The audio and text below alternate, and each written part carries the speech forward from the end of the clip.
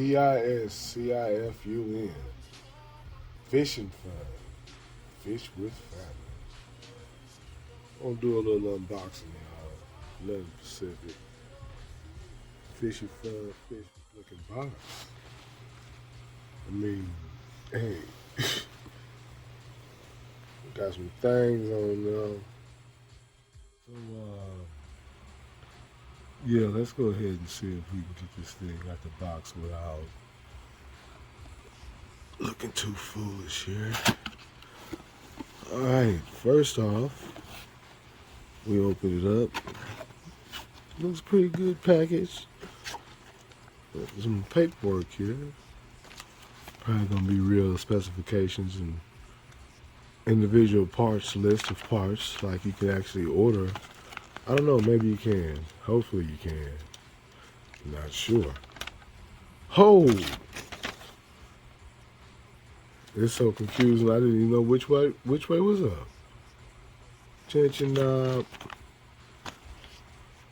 key. The key was in the paperwork. Alright, little bubble packaging. Nothing else in the box. Guess we get that up out of there. Yeah. A little bubble wrap bag with a seal and nothing on the other side.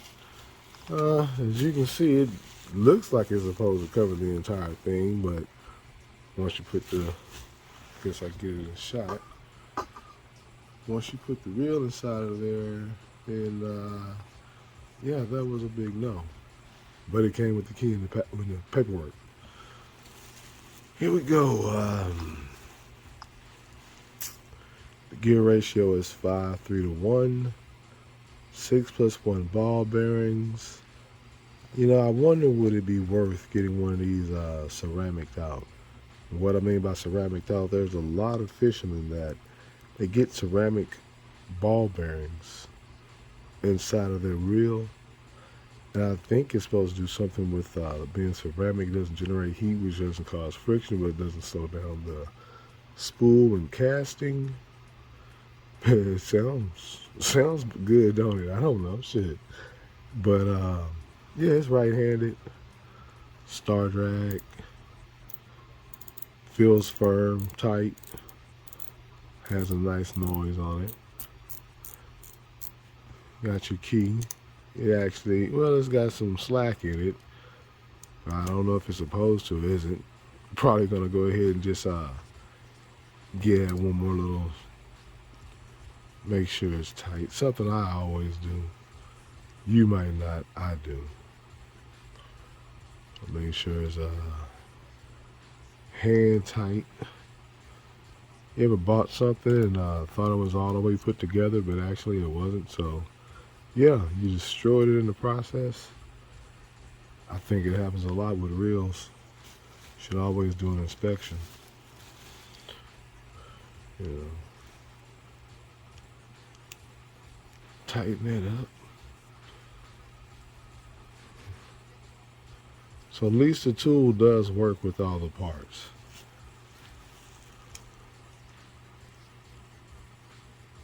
Just snug up the old level 1 secure nut. That's what I'm calling it. I don't know what it is. I don't build reels. I just use them, buy them. It does have a power knob, oversized handle. I'm not calling it a power knob. Is it worth it to drill that out and go ahead and put that power knob on here? We're gonna fish with it, see if we can get us into something about 15 and at least 25 pounds, or AKA 35 to 40 inches. Let's see what this old drag clicker sounds like. It does have a drag clicker. For the most part, sounds nice. Don't know if I like the fact that the whole reel moves with the clicker. Let's check that star drag. With that star drag off, if you have it in clicker mode, trying to let it run before we actually man up and set that hook, Yeah, that whole handle gonna move on you. Might be a good thing. Put a light on it somewhere. I don't know. Let's click her in. Idiotic me. Take your clicker off. Let's see here. You know, it's a manual reel. Let's put the open spool on and give her a good spin. I want to spin her the actual direction of the line when it leaves the reel. It's kind of slow. Let's try it one more time. Let's try it with the level wine at the bottom.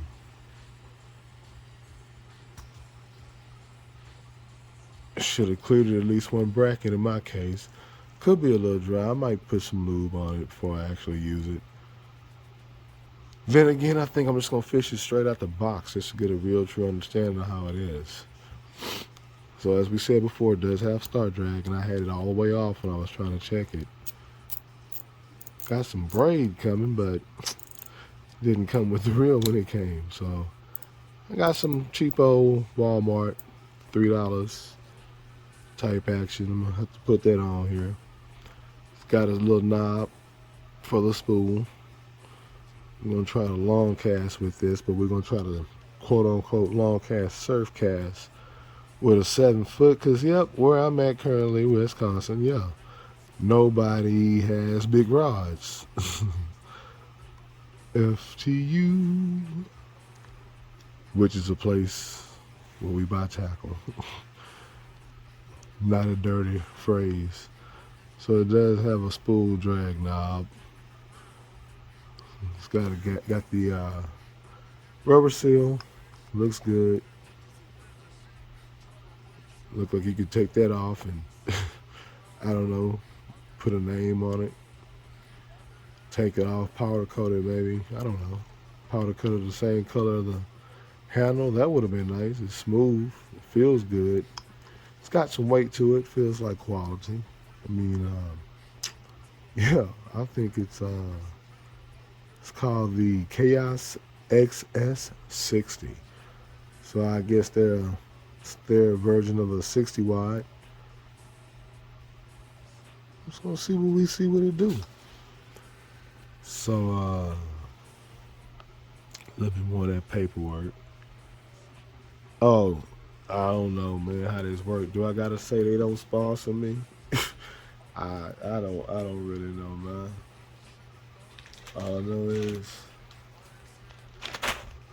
we got some beads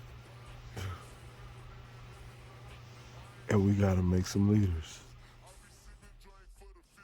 So these two, they just got locked down in fish ceremony. The Piscisfun Chaos XS 60. Look pretty good on that whole profile, man, if I got to say so. I mean, they look kind of sick. It's a junior starter. Shakespeare Undersea Catfish Rod. Shakespeare Undersea Catfish Rod. Got a little kitty. I guess it's how catfish would sound. Shit, I don't know. Zemco. Like I told y'all, the braid that I ordered didn't come, so yeah, it might be hard to see this line. Now I could do like a wrap and connect it like that, but I want to go 2 times around the spool. You can see that it's sliding back. Now I pull back from the rubber wine to get some of that excess line out of my hand. So I got the level line and the tag line. Level wine and tag. Level wine line, tag line. Do a simple uni.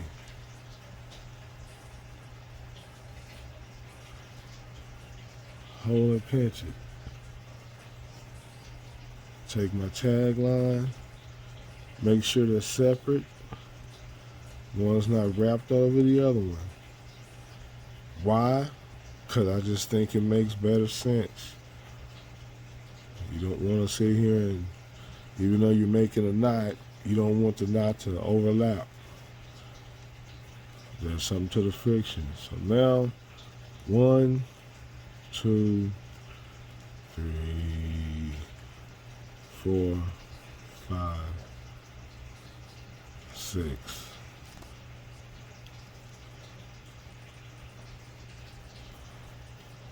And you pull that. Get it tight.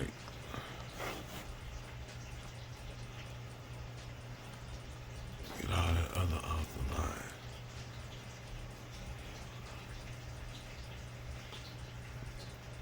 Grease it up just a little bit. Ooh, this is horrible.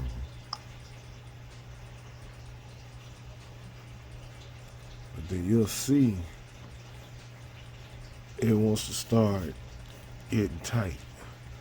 So I take it. I hit the tag in. Sorry.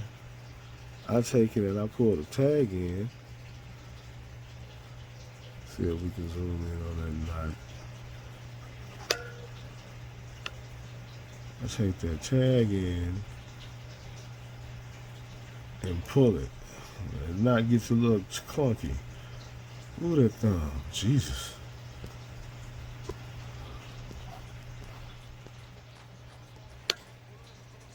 I do that tag, after I do my tag in tight, now I want to put my line right all the way to the edge with my level line right before it, and gently apply pressure right at the end. Pull the main line, then go back and pull the tag line right after knot. Then we dress the main line back, and as you see, it had enough tension in the knot to make it fold down. So now let's lock the reel and see how it's looking. Press release, and now we just cut that one knot. Some of them dollar store clippers. Make sure we got our main line. Take the clipper toward the knot slowly.